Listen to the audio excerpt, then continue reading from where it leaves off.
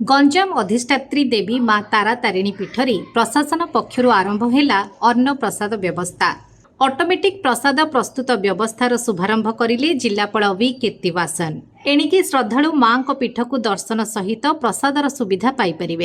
गंजाम जिले में माँ तारा तारिणी पीठ शक्तिपीठ मानक मध्यरे अन्यतम। प्रत्येक दिन शह शह संख्यक भक्तों सुओ छुटे एही शक्तिपीठ को।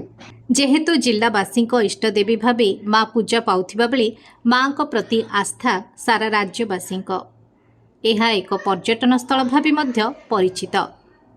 तेणु प्रत्येक दिन बहु संख्यक भक्तों समागम होइथाए। माँ दर्शन करने को आसुथिबा भक्त अन्न प्रसाद पाइबारु वंचित हेउथिले। एणिकी आउ से असुविधा नाही, ऑटोमेटिक अन्न प्रसाद पाइपरिबे भक्त। एकाथरके शह शह भक्त प्रसाद सेवन मंडपरे एहार सुविधा पाइपरिबे। अन्न प्रसाद बंटनर शुभारंभ करले गंजाम जिलापाल वी कीर्तिवासन। आज प्रसाद व्यवस्थार शुभारंभ करने सहित प्रसाद परसिले एवं भक्तों गहणरे बसी प्रसाद सेवन करथिले जिलापाल। भक्तों सुविधा पई एभली हाइजेनिक प्रसाद व्यवस्था करा जाइथिबा कहिसंती जिलापाल। माँ पीठरे प्रथम थर पई एभली प्रसाद व्यवस्था आरंभ करा जाइछि बोली कहिसंती मंदिर ट्रस्टी।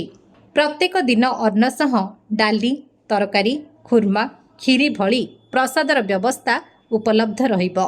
भक्तों पई ऑटोमेटिक रोसई चूल्हारे खूब कम समय मध्यरे प्रस्तुत हेबो खाद्य एवं यह भक्तों पई बेस फलप्रद हेबो बोली आशा बांधिछि प्रशासन।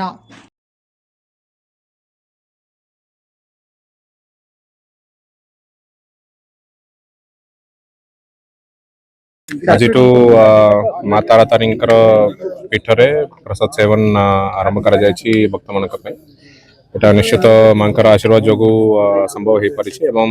आमर जो ऑटोमेटेड किचन पूरा लगी से सिस्टम रे आमर जितकी भी भक्त आसवे से असेसमेंट अनुसार आम कम समय भितर सफिशिएंट क्वांटिटी अन्न प्रसाद करिवार सिस्टम अच्छी। एवं यहाँ आगामी दिन में भी जी भक्त आसवे बहुत कम दाम रे प्रसाद सेवन व्यवस्था करने उद्देश्य यहाँ कर।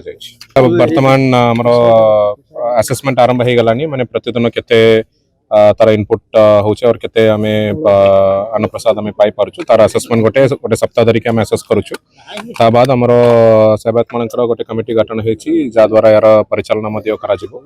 आगामी दिन कंटिन्यूअस आज टू आरंभ करी कंटिन्यूअस एटा चल। आमे प्रतिदिन गोटे असेसमेंट करा जाउछि हमर भक्त मानकर ये फ्लो को नेकी एवं आ गोटे सिस्टम मध्ये आमे चिंता करूछु जदी किए आगरू जनाबे आमको एडिशनल क्वांटिटी तैयारी करने से एडवांस रे मंदिर परिचालना कमिटी को जनाले से आगरू जनाइक अधिक लोक को आनी पारे एवं प्रतिदिन 200-300 जहाँ रिक्वायरमेंट अच्छे से अनुसार कर फैसिलिटी ये तैयारी।